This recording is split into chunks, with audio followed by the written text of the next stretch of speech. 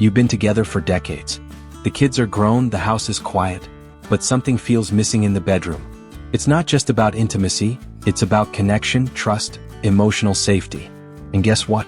Most couples over 50 are making simple bedroom mistakes that slowly kill happiness without even realizing it. Want to avoid it? Let's talk, doctor to patient, heart to heart. If you enjoyed this video, don't forget to hit the subscribe button, give us a like, and let us know where you're watching from in the comments below. We'd love to hear from you. Let me ask you something. Have you ever silently moved to another bed because of snoring, restlessness, or simply wanting more space? While this may seem harmless, doing it without an open conversation can create a silent wedge between you and your partner. Why? Because the bedroom is more than just a place to sleep. It's the emotional headquarters of your relationship. It's where comfort is found, where forgiveness happens, where warmth is exchanged, often without words. Many older couples unconsciously begin drifting apart by spending less time in bed together. But it's just sleep, they say. No, it's connection. When your partner rolls over and doesn't find you there night after night, that absence can feel deeper than silence. Can feel like rejection. Person in bed medical insight. Studies show that couples who share sleeping spaces and maintain physical proximity at night often have lower cortisol levels, stress hormone, better emotional regulation, and stronger cardiovascular resilience. Yes, cuddling might literally protect your heart. Speech balloon what you should do instead. If your partner snores or you struggle to sleep beside them, don't just escape the bed, talk about it. Try solutions. Sleep masks, white noise machines, or seeing a sleep specialist. The key is to preserve emotional closeness, even if physical adjustments are needed. Light bulb small change, big impact. Even a 10-minute cuddle before one of you leaves the bed can preserve intimacy. It says, you still matter.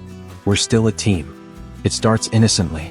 You're lying next to each other, the lights are off, and instead of whispering a gentle good night, or reaching out for one another, you each glow, lit by the blue screen of a phone or tablet. You scroll through news, respond to messages, or binge one more video. Minutes turn to hours. Touch is replaced with tapping. And without realizing it, your screen becomes the most intimate thing in your bed. Let's be clear, this is not about demonizing technology. Phones are powerful tools, but in the wrong place and at the wrong time they can create emotional infidelity. You're giving your attention, curiosity, and affection to something else right when your partner needs it most. Microscope medical insight. Blue light from screens suppresses melatonin, which affects not just sleep quality but also emotional stability. More importantly, the habit of scrolling trains your brain to seek dopamine from instant gratification instead of deep connection. Over time, this rewires your intimacy blueprint. Stop sign what this looks like in real life. One partner laughing at memes while the other lies silently, feeling ignored. Falling asleep at different times due to screen distractions. Physical closeness decreasing because the phone is always between you. Light bulb solution. Start with one small commitment. No phones 30 minutes before sleep.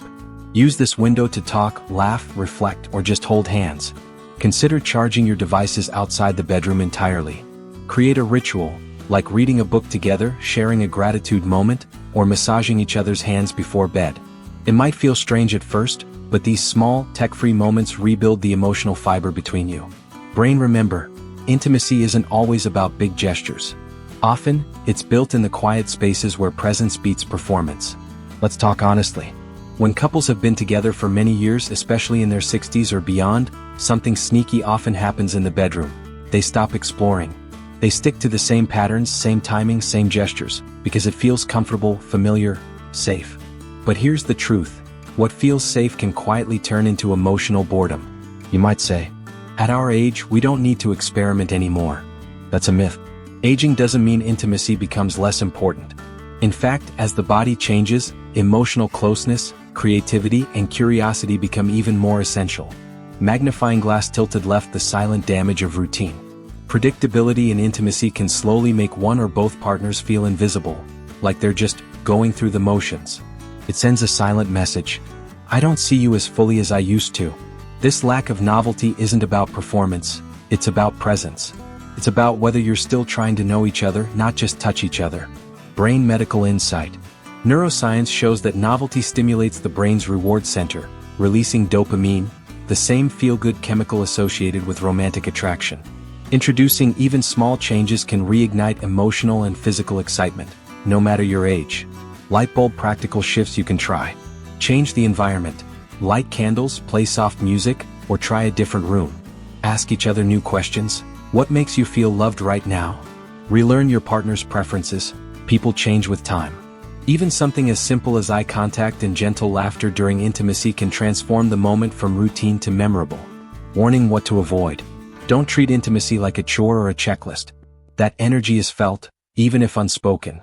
And don't be afraid to say, "Let's try something different tonight."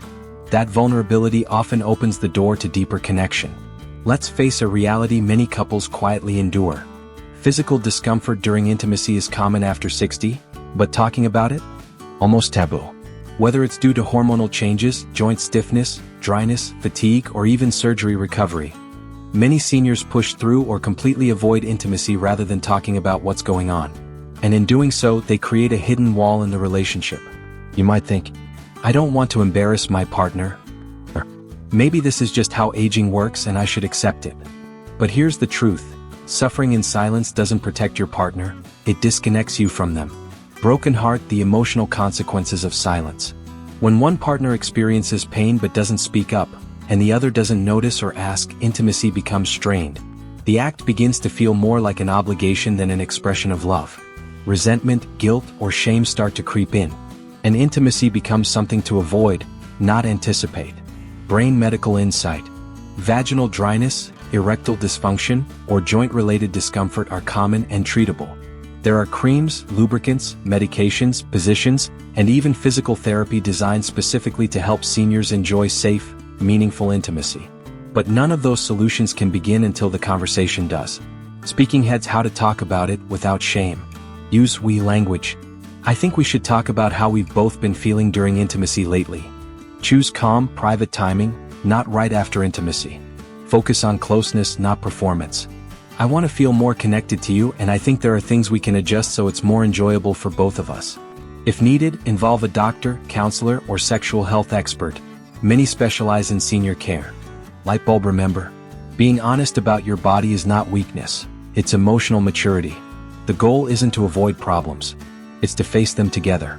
After decades together, it's easy to let the bedroom become functional, just a place to sleep, or change clothes, or store things. The warmth fades, the intention disappears. And without realizing it, couples begin to live like roommates, not soulmates. But here's what I want you to hear. The bedroom should be the most sacred space in your marriage. Not because of what happens physically, but because of what it represents emotionally: trust, safety, warmth, playfulness, and refuge from the outside world. House the bedroom as an emotional barometer. Look around your room right now. Is it messy? Full of clutter? Is the bed made with care? Are there warm lights? Is it a place where you and your partner sit and talk? Or a cold space that you both retreat from? If the bedroom no longer feels like your space, it's time to take it back. Brain medical and psychological insight.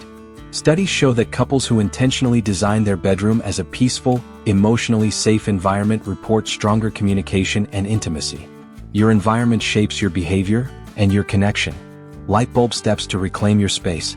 Remove stress triggers like work folders, TV news, or harsh lighting. Add personal touches. Photos from your travels, a scent that calms you both, soft fabrics. Make the bed together every morning. It sounds small, but it's a shared ritual of care. Create a habit. 10 minutes of undistracted connection every night. No phones. No noise. Just presence. Warning: most importantly, make this room a space where you resolve tension, not create it. Where laughter is more common than complaints. Where silence feels safe, not cold. Yarn final words. A happy marriage in your later years doesn't require dramatic changes. It's about small, intentional choices made in private places.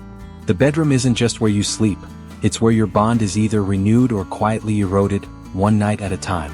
Red Heart: if this series helped open your heart or your mind, do one thing today. Look at your partner and say, "I still choose you." Sometimes, those 4 words are more powerful than anything else. Thank you for staying with us through this journey. We've talked about small mistakes that don't always scream for attention, like sleeping apart, bringing phones to bed, losing emotional curiosity, avoiding uncomfortable conversations, and treating the bedroom as just another room. But here's the truth. It's never too late to rebuild intimacy. It's never too late to choose love again. You don't need grand gestures or perfect words. You just need presence, kindness, and the courage to reconnect. Every night is an opportunity to rebuild trust. Every bedtime is a chance to say, I still see you. I still want this. I still choose us. So as this series ends, let something begin. Start the conversation. Change a habit. Hold their hand a little longer tonight. Because no matter how long you've been together, your love still deserves attention, warmth, and intention. Speech Balloon, if this series helped you reflect, please leave a comment below. Your story could inspire another couple who needs it more than you know. Bellhop Bell, don't forget to like this video, subscribe for more heart-centered health insights, and most importantly, treat every night as a chance to love deeper, speak softer, and hold tighter. With love. From your doctor and friend. Until next time, stay well, stay close, and stay in love.